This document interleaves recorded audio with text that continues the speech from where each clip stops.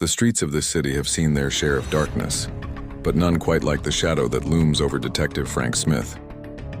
A former Army Special Forces veteran, Frank carries more than just his badge. He carries the weight of his past, of his missing son Luke, whose disappearance drove him to become the guardian angel for other missing children. When 8-year-old Blake disappeared, Frank knew in his gut this wasn't just another missing person case. The signs pointed to Mac Dizzy Martinez's crew, notorious criminals known for leaving their victims barely clinging to life. These were the kind of monsters that made even hardened cops think twice, but not Frank. After losing Luke, fear was something he'd left behind long ago. A tip from one of his informants finally broke the case. Blake was being held in an abandoned warehouse on the outskirts of town. Frank didn't wait for backup. Every second counted.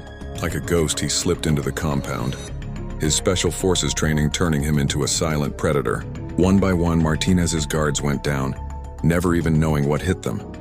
The deeper Frank went, the more his determination grew. Then he saw him, Mac Dizzy Martinez himself, standing between him and where he believed Blake was being held. The fight that followed was brutal, but Frank moved like a machine, driven by a father's fury and a protector's purpose. When it was over, Martinez lay barely conscious, finally tasting the pain he'd inflicted on so many others. Frank found Blake locked in the back of a truck, scared but alive.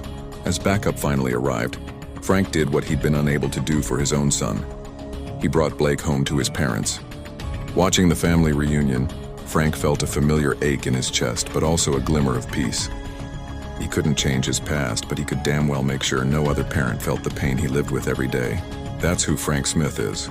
Not just a detective, not just a veteran, but a guardian angel for the lost, turning his personal tragedy into a mission to protect those who can't protect themselves. And somewhere out there, he knows Luke would be proud.